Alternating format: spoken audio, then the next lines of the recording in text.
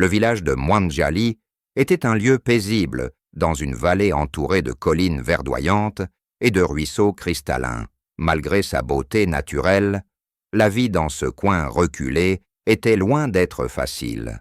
Les habitants, pour la plupart agriculteurs, vivaient au rythme des saisons, leurs récoltes dépendant de la clémence des cieux. Pourtant, malgré les défis, une chose unissait cette petite communauté, leur foi en Dieu. C'est dans ce décor pittoresque que naquit une petite fille africaine nommée Grace. Ses parents, Maka et Solange, étaient des cultivateurs modestes, connus pour leur générosité et leur amour pour leur fille unique. Dès sa naissance, Grace devint une source de joie et d'espérance pour ses parents. Solange disait souvent que sa fille portait bien son nom, car elle était véritablement un don de la grâce divine. Chaque soir, après une longue journée de travail au champ, Maka lisait des histoires bibliques à sa fille.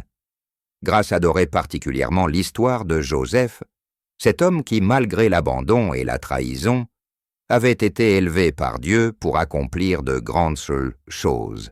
« Souviens-toi, ma fille, » lui disait-il, « dans la vie, tu connaîtras des moments difficiles.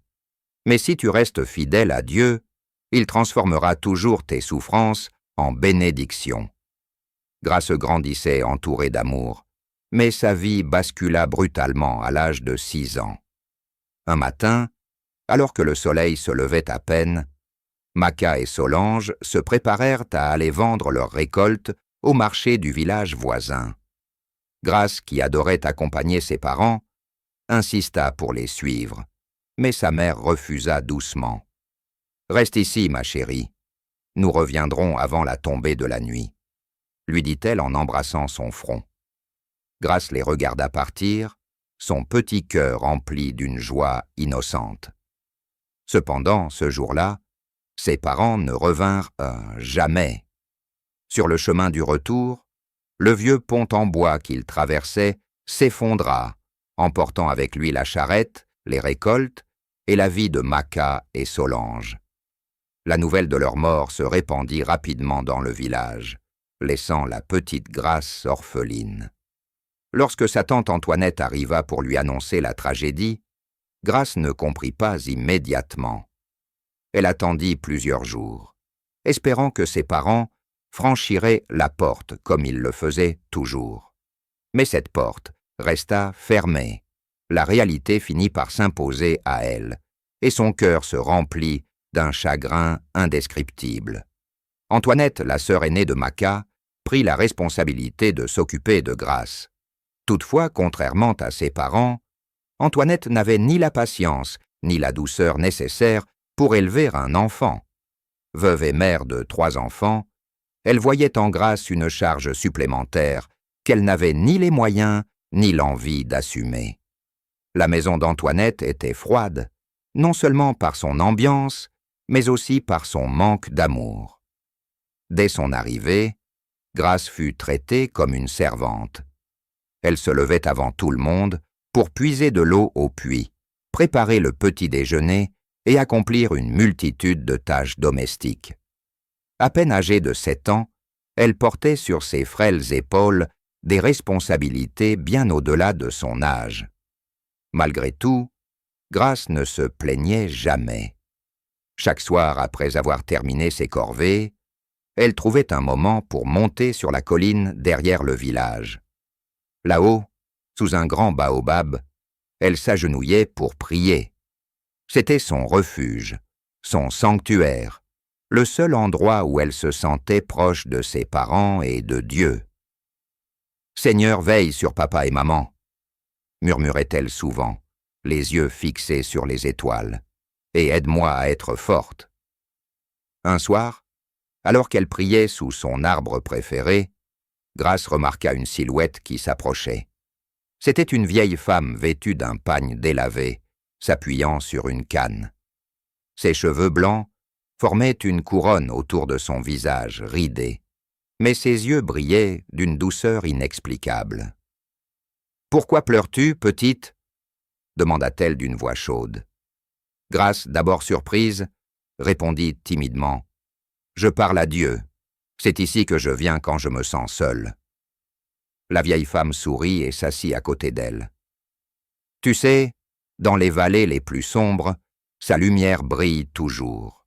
Continue de lui parler. Il entend tout, même tes silences. » Ces paroles, bien que simples, résonnèrent profondément dans le cœur de Grâce. Quand elle leva les yeux pour remercier la vieille femme, cette dernière avait déjà disparu. Grâce se demanda si elle avait rêvé, mais au fond d'elle, elle savait que cette rencontre était un message divin. Les années passèrent et Grâce, maintenant âgée de 10 ans, continua de vivre sous le toit d'Antoinette. Cependant, une nouvelle épreuve frappa le village. Une sécheresse d'une ampleur inédite. Les champs se flétrirent, les rivières s'asséchèrent, et les habitants commencèrent à manquer de nourriture. Antoinette, déjà irritable, devint encore plus dure envers Grâce. « Si tu ne travailles pas plus vite, nous mourrons tous de faim !» lui cria-t-elle un jour, alors qu'elle peinait à puiser de l'eau dans un puits presque vide. Un soir, épuisée par le travail et la faim, Grâce monta sur la colline. Cette fois, son cœur était lourd de désespoir. « Seigneur, pleura-t-elle, es-tu là? Pourquoi permets-tu que tout cela arrive? » Puis, alors qu'elle sanglotait, une brise douce caressa son visage, et une paix inexplicable envahit son cœur. Elle se souvint des paroles de la vieille femme. Sa lumière brille toujours. Ce moment de réconfort renouvela sa foi. Quelques semaines plus tard, un groupe de missionnaires arriva dans le village. Ils apportaient des vivres, des vêtements et surtout un message d'espoir basé sur l'Évangile. Leur arrivée fut un soulagement pour les villageois, mais aussi une opportunité pour Grâce. Lors de l'une des réunions organisées par les missionnaires, Grâce entendit parler de l'amour inconditionnel de Jésus. Pour la première fois, elle comprit que Dieu n'était pas seulement une force lointaine, mais un Père aimant qui ne l'abandonnerait jamais. Après la réunion, l'un des missionnaires, un homme nommé Paul, s'approcha d'elle. « Quel est ton nom ?» demanda-t-il avec un sourire chaleureux. « Grâce ?» répondit-elle timidement. Paul sourit davantage. « Ton nom est parfait. La grâce de Dieu est toujours là, même quand nous ne la voyons pas. » Ces paroles réchauffèrent le cœur de Grâce. Ce soir-là, en priant sous le baobab, elle remercia Dieu, non pas pour la vie difficile qu'elle menait, mais pour la force qu'il lui donnait pour continuer. Les missionnaires ne se contentèrent pas de distribuer des vivres. Ils offrirent aussi des opportunités. Ils ouvrirent une petite école dans le village, où Grâce apprit à lire et à écrire. Inspirée par leur dévouement, elle décida d'aider les enfants du village. Avec ce qu'elle apprenait, elle leur enseignait à leur tour, partageant également les histoires bibliques qui lui avaient donné tant d'espoir. À mesure qu'elle grandissait, Grâce devint une lumière pour son village. Elle utilisait ses maigres ressources pour organiser des rassemblements où elle encourageait les autres à avoir foi en Dieu, même dans les moments difficiles. Un jour, alors qu'elle racontait l'histoire de Joseph à un groupe d'enfants, elle réalisa à quel point cette histoire reflétait sa propre vie. Comme Joseph, elle avait connu l'abandon et la souffrance, mais Dieu avait transformé ces épreuves en bénédictions. Les années passèrent, et Grâce, devenue une jeune femme, ouvrit un petit centre où elle enseignait aux enfants et aidait les veuves du village. Elle devint une source d'inspiration pour tous ceux qui la connaissaient. Son message était simple mais puissant.